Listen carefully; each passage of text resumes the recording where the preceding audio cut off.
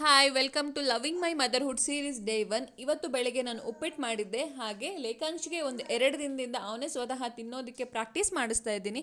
So ಹಾಗಾಗಿ ಅದ್ರ ಜೊತೆ ಆಟ ಆಡ್ಕೊಂಡು ಅದನ್ನೆಲ್ಲ ಚೆಲ್ಲಾಡ್ಕೊಂಡು ಎಲ್ಲ ತಿಂತಾನೆ ಅನ್ನೋದೇ ಒಂದು ಖುಷಿ ವಿಷಯ. ಹಾಗಾಗಿ ಸ್ವಲ್ಪ ಸುಮ್ಮನೆ ಬಿಟ್ಬಿಡ್ತೀನಿ. ಹಾಗೆ ಅವನ ಜೊತೆ ಆಟ ಆಡ್ಕೊಂಡು ಅದು ಕೈಲಿ ಇಟ್ಕೊಂಡಿರೋದು ಫೋನ್ ಯಾರ್ದು?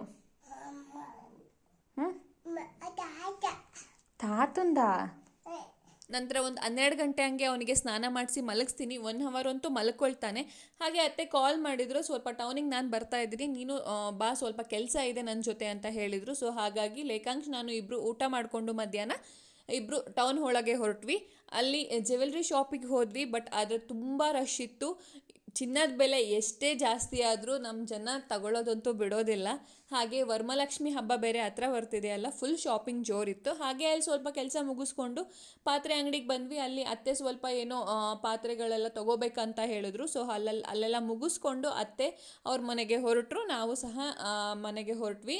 ನಾನು ಮತ್ತು ಲೇಖಾಂಶ್ ಆಟೋದಲ್ಲಿ ಹೋಗ್ತಾ ಇದ್ವಿ. ಅಲ್ಲಿ ಪಕ್ಕದಲ್ಲಿ ಒಬ್ಬರು ಅಜ್ಜಿ ಕೂತಿದ್ರು. ಅವ್ರ ಜೊತೆನೂ ಸ್ವಲ್ಪ ಇವನು ಮಾತಾಡಿಕೊಂಡು ಮನೆ ಹತ್ರ ಬಂದೇ ಬಿಟ್ವಿ. ಮನೆ ಹತ್ರ ಅಲ್ಲಿ ಗೇಟಿಂದ ಮನೆ ತನಕ ಹೋಗುವಾಗ ಸ್ವಲ್ಪ ರೋಡಲ್ಲಿ ಹಿಂಗೆ ನಡ್ಕೊಂಡು ಹೋಗಬೇಕು. ಅಲ್ಲಿ ಇವನು ಫುಲ್ ಆಟ ಆಡಿದ್ದು. ಹೀಗೆ ಅವನು ಅಲ್ಲಿಂದ ಕರ್ಕೊಂಡು ಹೋಗೋತಿಗೆ ವಾಪಸ್ ಸಾಕಾಗೋಯ್ತು. ಅಲ್ಲಿ ಫುಲ್ ಎಲ್ಲ ಕೋಲ್ ಇಟ್ಕೊಂಡೋಗಿ ಹೋಗೋದು, ಅಥವಾ ಕೋಲಿಂದ ತಗೊಂಡು ಮಣ್ಣ ಹತ್ರ ಹೋಗೋದು, ಅಲ್ಲಿ ಏನಾದರೂ ಎತ್ಕೊಳಕ್ ಹೋಗೋದು, ಈ ರೀತಿ ಬರೀ ಒಂದು ಅದೇ ಕೆಲಸ ಆಗಿತ್ತು. ಆದರೂ ಹೆಂಗೋ ಹಿಂಗೆ ಕರ್ಕೊಂಡು ಹೋದೆ.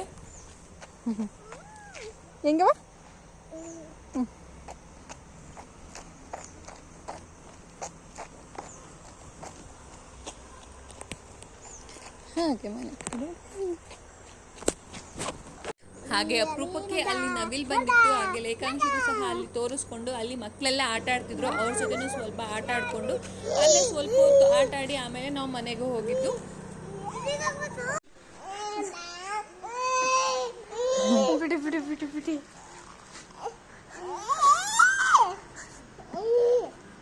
ಮತ್ತು ಮನೆಗೆ ಬಂದ ಮೇಲೆ ಅವ್ನು ಆಡಿದ್ದೇ ಆಟ, ಟಾರ್ಚ್ ಎಲ್ಲ ಇಟ್ಕೊಂಡು ಆನ್ ಮಾಡೋದು ಆಫ್ ಮಾಡೋದೆಲ್ಲ ಮಾಡ್ತಾಯಿದ್ದ. ಹಾಗೆ ಅವನಿಗೆ ಊಟ ಮಾಡಿಸಿ ನಾವು ಊಟ ಮಾಡೋಣ ಅಂತ ಕೂತ್ಕೊಂಡ್ರೆ ಅವನು ಸಹ ಅದರಲ್ಲಿ ತಟ್ಟೆಗೆ ಬಂದು ಕೈ ಹಾಕೋದು ಅಥವಾ ಅದನ್ನು ತೆಗೆದ್ಬಿಟ್ಟು ಎಲ್ಲ ಚೆಲ್ಲೋದು ಎಲ್ಲ ಮಾಡ್ತಾಯಿದ್ದ. ಇದೆಲ್ಲ ಮುಗಿಸ್ಕೊಂಡು 10:30 ಆಯಿತು. ಎಲ್ಲ ಮಲ್ಕೊಳಗೆ ನಮಗೆ ನಿದ್ದೆ ಬರ್ತಾಯಿದೆ. ಬಟ್ ಆದರೆ ಇವನಿಗೆ ಸಾಹೇಬ್ರಿಗೆ ಮಾತ್ರ ನಿದ್ದೆ ಬರ್ತಾಯಿಲ್ಲ. ಅವನು ಇಲ್ಲ ಆಟ ಆಡಬೇಕು ಅಂತ ಸೈಕಲ್ನೆಲ್ಲ ಮಲಗಿಸ್ಕೊಳ್ಳೋದು, ಮತ್ತು ಎದಳಿಸೋದು, ಮತ್ತು ಅದರಲ್ಲಿ ಏನಾದರೂ ರಿಪೇರಿ ಕೆಲಸ ಏನಾದರೂ ಮಾಡೋದು, ಆ ಥರ ಎಲ್ಲ ಮಾಡ್ತಾಯಿದ್ದ. ಆದರೂ ಹೆಂಗೋ ಹಿಂಸೆ ಮಾಡಿಕೊಂಡು ಮಲಗ್ಸೋಣ ಅಂತ ಕರ್ಕೊಂಡು ಹೋದೆ. ಅಲ್ಲೂ ಒಂದು ಸ್ವಲ್ಪ ಕಿರಿಕಿರಿ ಮಾಡ್ತಾಯಿದ್ದ. ಅಮ್ಮ ನನಗೆ ಅದು ಬೇಕು, ಇದು ಬೇಕು, ಅದು ಕೊಡು ಅಂತೆಲ್ಲ ಹೇಳ್ತಾ ಇದ್ದ. ನಾನಂತೂ ಲೈಟ್ ಆಫ್ ಮಾಡಿಬಿಟ್ಟು ಅವನ್ನ ಮಲಗಿಸ್ದೆ. Thanks for watching.